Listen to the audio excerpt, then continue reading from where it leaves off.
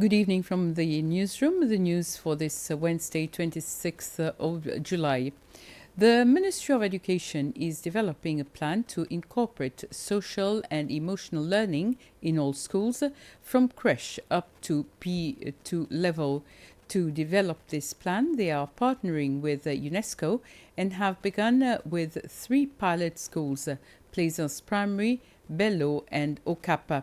Experts from UNESCO have started visiting the schools to assess the current education system in place. They have held a presentation to inform all primary teachers from Mahe as well as representatives from Prala and Ladig of what is social and emotional learning and what benefits does it bring. When the brain learns, regions involved in emotion processing are involved. Okay? And if they are not explicitly engaged, learning does not happen. Even if it does happen, it does not stick. So in order to make learning a rewarding experience, it is critical that we engage emotion areas. Children come with all kinds of things from home.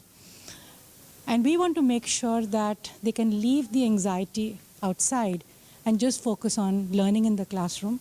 By doing this, learning becomes motivated by intrinsic reward. Okay? So you enjoy learning and therefore you learn. You're not learning only to get those marks and those stars. Those are extrinsic rewards. That's very difficult to maintain. So if learning becomes something you enjoy, then you're going to learn all your life. So you're empowering kids for life then. Parents have to take a conscious role of participating in their children's learning, not just outsourcing it out to schools, but being part of it. And second, to ensure that the messages that are being promoted in the classroom also continue at home. It is still the second witness giving evidence in court in the illegal possession of arms and ammunition case. This is a case against the Valabji couple, Leslie Benoiton, Léopold Payet and Frank Marie. The witness, who is a police officer at the Scientific Support Unit, started giving evidence about 2 weeks ago and is now being cross-examined by defense. The officer is being questioned pertaining to a photo album of 192 photos taken at different scenes on different occasions. The witness is expected to be giving evidence in the case until the end of this week. The police have found the Russian tourist Alexander Kutuzov, who got lost on Trois Frères Mountain yesterday evening. He was then taken to Seychelles Hospital for treatment and was later released.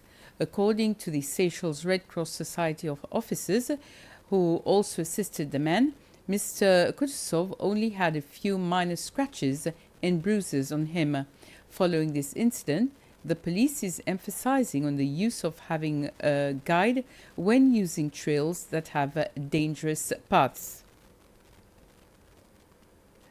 Maritime experts from 15 regional states, together with other international partners, are examining their abilities to respond to maritime spill disasters of various types. This is part of a 3-day exercise where participating states are examining their maritime pollution response preparedness and strategy. They are also examining their ability to share information, react promptly, and implement responses following their national oil spill contingency plan. The exercise was launched this morning at the Regional Coordination Operations Center at Bois de Rose and is being financed by the European Union. When addressing the participants of the exercise, the Principal Secretary of Environment, Denis Matatigan, said following several spillage incidents in the region recently, this exercise showed the importance of vigilance and preparedness in responding to accidents at sea. These incidents serve as a powerful wake-up call for us all. It calls us to review and strengthen our national oil spill contingency plan to enable swift and effective responses to oil spill incidents within our territorial waters and coastal areas to minimize the environmental, economic, and social impacts of oil spills to protect our marine ecosystems and coastal communities.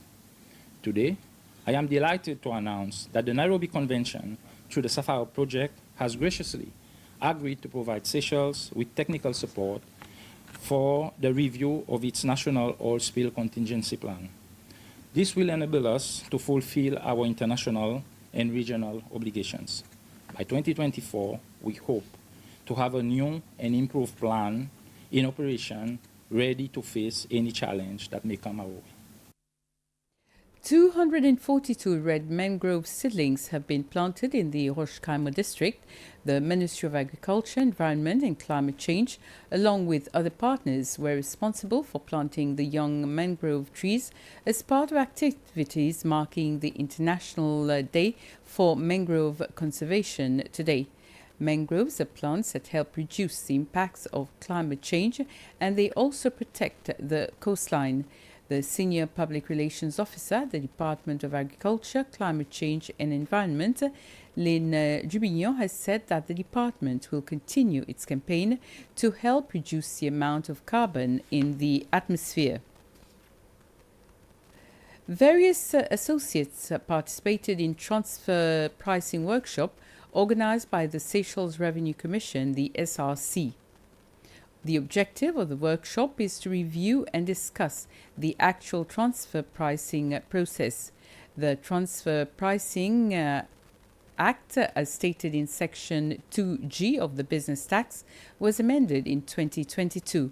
Its purpose is for the determination of prices charged in transactions between associates.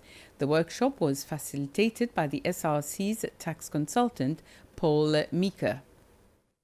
Essentially what we're looking at is the arrangements in relation to what is occurring between the associates and how that would obviously compare to whether the arrangements were conducted between third parties or independent parties, and that's when that would be an arm's length standard.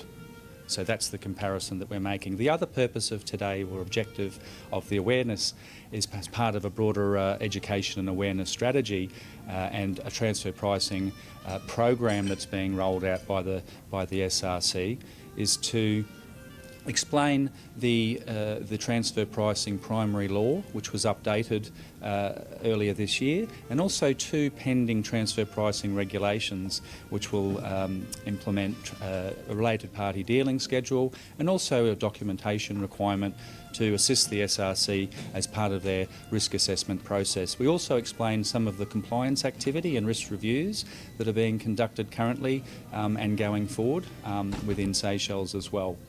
And that's essentially what we've achieved today. But it will be an ongoing process as part of the education strategy again, which will include further guidance materials and also industry collaboration events such as these.